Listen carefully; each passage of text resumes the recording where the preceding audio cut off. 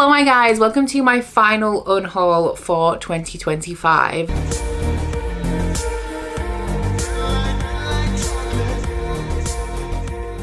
This is actually the third unhaul that I filmed this year, and I also think it is the smallest of the three, as we're going to be talking about 26 books today. The majority of these you will have already seen in things like Shelved or Scrap It. The majority of them are books that I have read and decided I didn't need to keep, or I've sampled them and decided I didn't want to finish them. We have a couple that have arrived in like rep packages that I'm pretty sure are things that I wouldn't necessarily enjoy. There's at least I think 2 of those specifically, and we'll talk about those when we get to them. They just have tropes that historically just really don't work for me, so I've decided to cut my losses on them. But the majority of these are ones that I've either read or at least sampled. I always get a lot of questions about what I do with my books that I unhaul. I give some of them to friends, I donate some of them, and the rest of them I sell on Vinted, and my Vinted is always linked down in the description box. Usually in these videos I let you guys know that if you want to be notified on when I'm listing new things, that you should probably follow me, because by the time you see these videos I've usually already listed all of the books. But in this case there's only a couple of days between me filming this video and it going live, so who knows whether I'll have managed to get them all on Vinted by that point. But I don't have any of these in any particular order because I've spoken about the majority of them on my channel in the past. I won't be giving you too much information on them. It will just be a basic run through of what I'm unhauling and why. So we have all of the stuff that like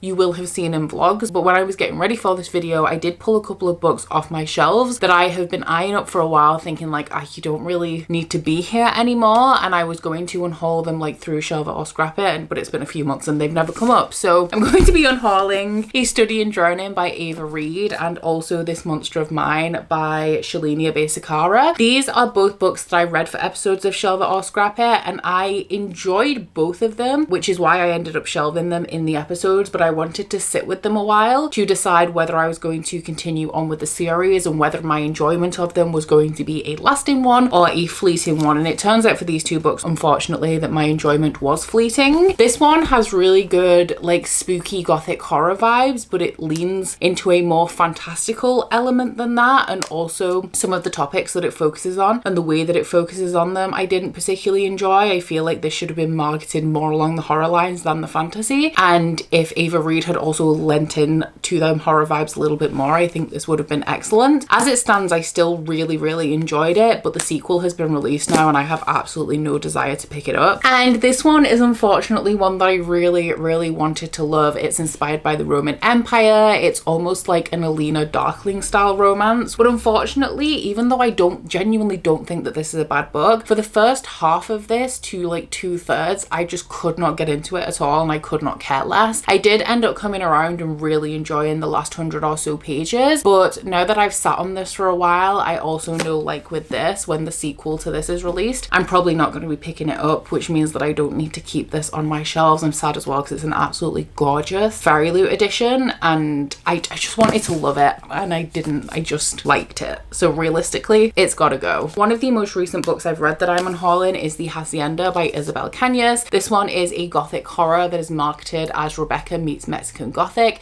I would actually say it's more like Rebecca meets The Haunting of Hill House, and I loved the writing and the atmosphere in here, but I discovered through reading this that I don't think I really like haunted house stories, especially if they are in a similar vein as The Haunting of Hill House, which I've read and I also didn't enjoy. And this, like I said, is a mashup between Rebecca, which I loved, and The Haunting of Hill House, which I really didn't. I am excited to read more from Isabel Cañas. I've recently hauled The Possession of Alba Diaz, but this one, while I did enjoy it, I didn't enjoy it enough to need to keep it. One that I DNF'd is The Palace of Eros by Caro de Robertis. We all know I'm not a massive fan of literary fiction, and mythology stories always sound exciting to me. However, I find that most stories that are like retellings of mythology or heavily feature mythology are very like literary leaning, and that is not something that I particularly enjoy reading. So I read maybe like the first 70-80 pages of this and the style of this wasn't really working for me, so I did put it down. The 2 books that have been sent to me recently that I've decided that I'm not keeping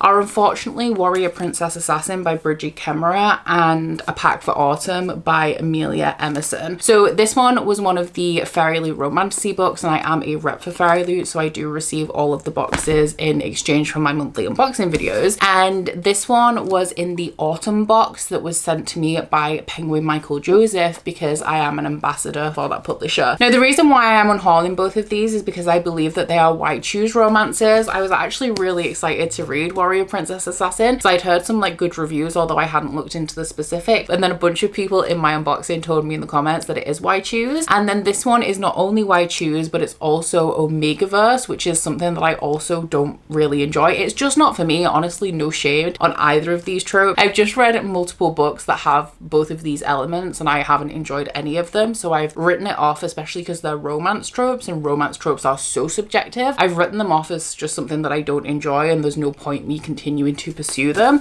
So I'm actually, because these have the same trope and it's just a trope that isn't for me, and they were both sent to me, I'm going to do a giveaway for these either on Instagram or TikTok. My Instagram and my TikTok are both linked down in my description box like all the time if you want to check them out. Maybe TikTok actually, because that is the platform that I'm newest to and that like I'm trying to grow. So do check that out if you are at all interested. I do not know when I'm going to put a giveaway up for these, but I won't do it before this video goes up, so you have a chance to like go follow me there if that's something you're interested in. Another one that I sampled and DNFed is The Temptation of Magic by Megan Scott. I know that I didn't get very far into this, so I can't actually remember why I ended up DNFing this. I think that it was the writing style that did it for me. This one was a young adult Fairy Loot book, and it had like a mix of paintings and the supernatural, but it was going into all of these technical details about how paranormal people paint things, and I couldn't get into it, and I thought that the world building was kind of clunky, so I sacked that one off pretty early. One that I'm unhauling just because I have 2 copies of it is Alchemized by Senlin Yu. This one is just the regular standard edition. I may hold on to it for a little while. I do think I am going to pick up Alchemized soon, maybe not before the end of the year, but I do have a special edition, like a Fairy Loot edition of this, and this one was sent to me by the publisher. Once again, it is published by Penguin Michael Joseph and I'm an ambassador for them, but I also went to a like pre-release reading party for this book, which is why they sent me this edition. Honestly, just with the size of it, even if I adored this book, I don't think I could justify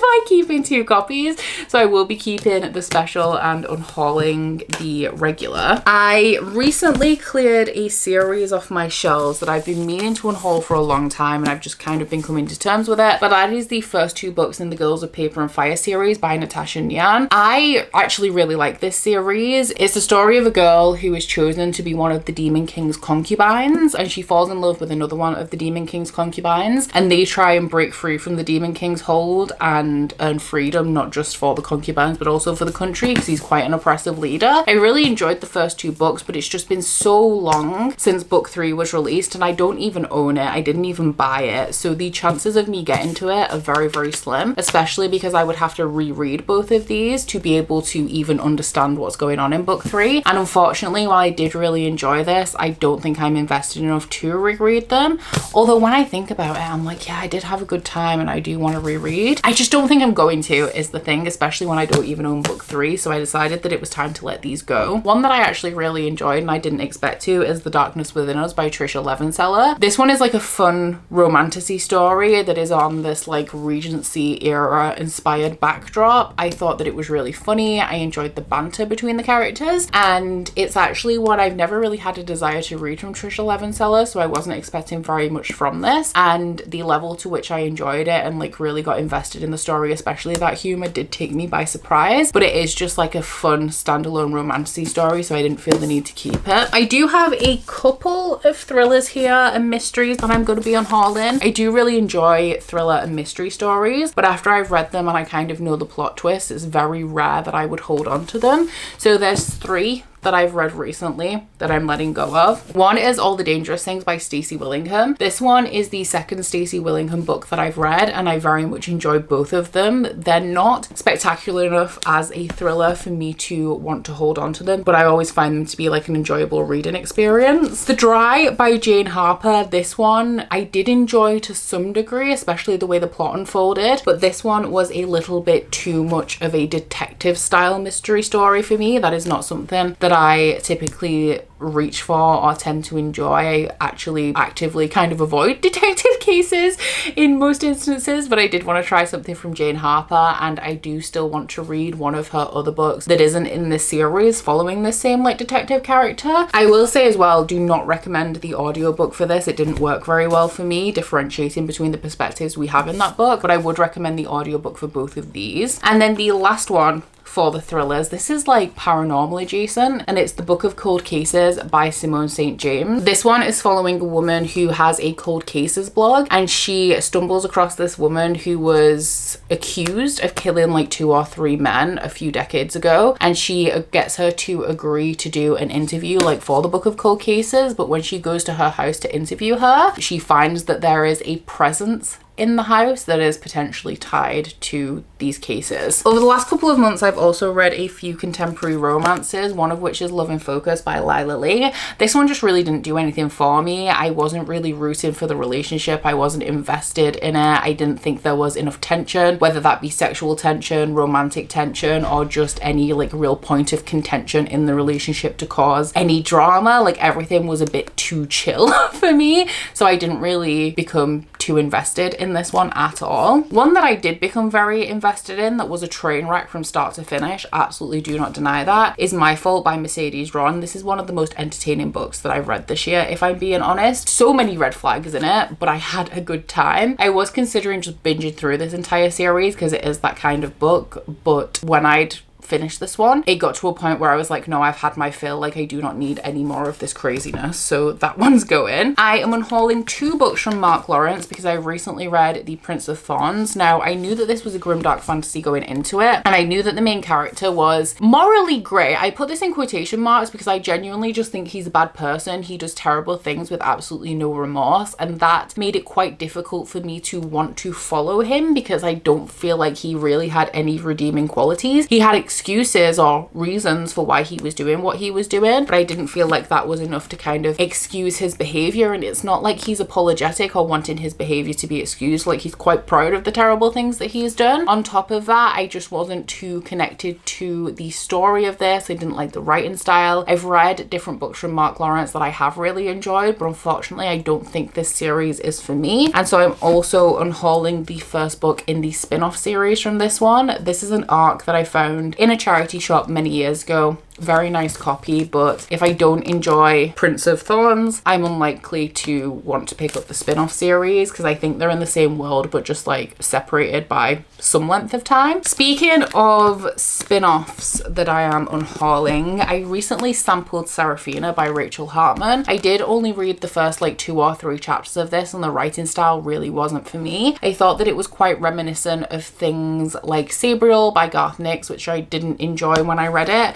And so because I DNFed this one, I'm also unhauling Tess of the Road, which is a standalone story set in the same world as Seraphina. I do know that you can read Tess of the Road without reading this duology, although it will spoil the events of this duology if you do, but I just don't foresee myself being motivated to pick up a book that's set in the same world as something that I DNF. One that actually exceeded my expectations. I didn't know anything about this book, and I will say I did end up DNFing it, but in October I DNF'd every fantasy book that I picked up. Like fantasy was just not happening for me in October, and unfortunately this book fell victim to that, and it was Fae by Cassandra Fae. This one is following some like ancient warriors that have been enslaved by a god, and that god also has his own immortal warriors whose job it is to keep tabs on the enslaved ones and make sure that they stay enslaved for eternity. And our main character is one of these enslaved warriors, and she breaks free and is picked up by one of the warriors for the god that's enslaved them, who kind of has like an infatuation with her and seems to be working for this god almost against his will. He doesn't really have a choice in it, so it's like a romance between those two. I just felt that while I really liked the writing style in this, when I got halfway through it kind of just like really stabilized and was like just these two living their day-to-day lives in hiding, and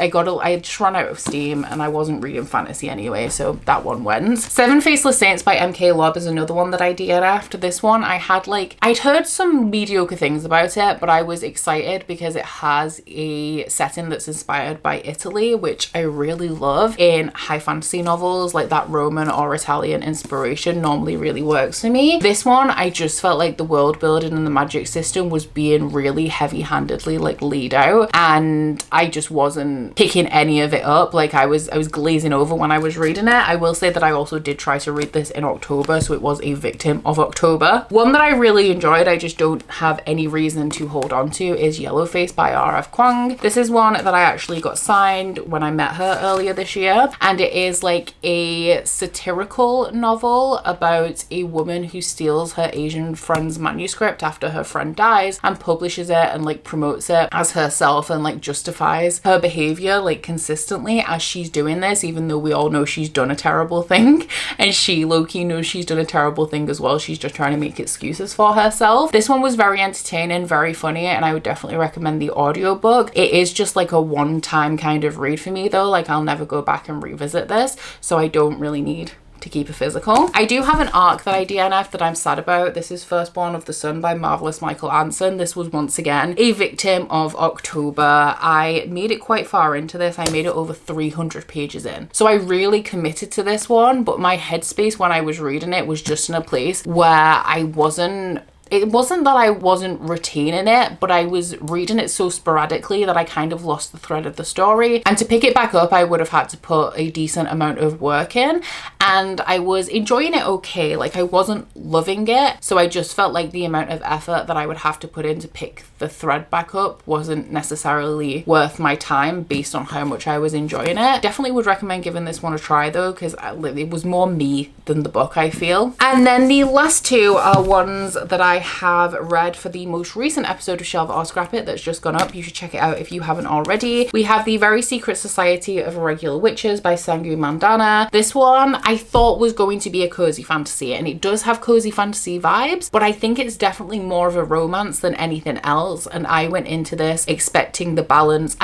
If it's got a romance, it's fine. I've read cozy fantasy that has romance, and that's absolutely fine. I just felt like it lent a lot more into romance than I expected it to. It's not a cozy fantasy that has a romance in it. It is a like spooky season witchy romance that also has some like cozy vibes and a secondary plot line, if that makes sense, and it just like fell a little bit flat for me. And then the final one is Spells for Forgetting by Adrian Young. I did actually really enjoy this one, especially the writing style and the atmosphere. This is essentially a small town mystery that has a slight fantastical vibe, and while the synopsis makes it seem like it's going to be heavily romantic, while the plot does really center around a romantic relationship, it's not. Like if you're going into this wanting a romance, I feel like you will be disappointed. So because this is mainly a cozy mystery, it once again falls into the same camp as the mysteries and the thrillers that I've read and have no need to revisit, which is why I'm unhauling this one. But I would definitely be interested in reading more from Adrian Young in the same like kind of vein. I'm not so much interested in her regular fantasy stories. I think I unhauled Fable unless it's over there. I unhauled Fable a long time ago. I think she writes The Sky and the Deep, which I actually heard good things about. I just don't really have any interest in picking it up. But the ones like along this kind of line, I would definitely consider picking up in the future. So those are all of the books for my final unhaul of 2025. There will definitely be a handful of books that crop up for unhaul in between now and the end of the year, but the reason why I like to do one at the end of the year is because I like to try and get all of the books out of my house for Christmas when I do like my big Christmas clean to put the decorations up. So that's why we have an unhaul right now, even though it is definitely the smallest that I've done so far this year, and we could have waited for a few more books. And as always at the end of these videos, I usually say let me know if you've enjoyed any of these books, if you've read them, and what your thoughts are. But as this is an unhaul,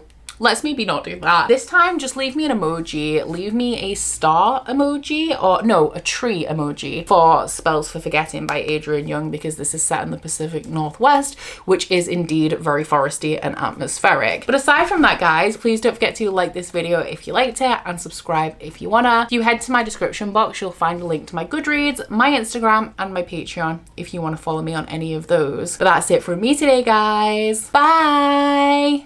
Oh, you bite your friend like chocolate.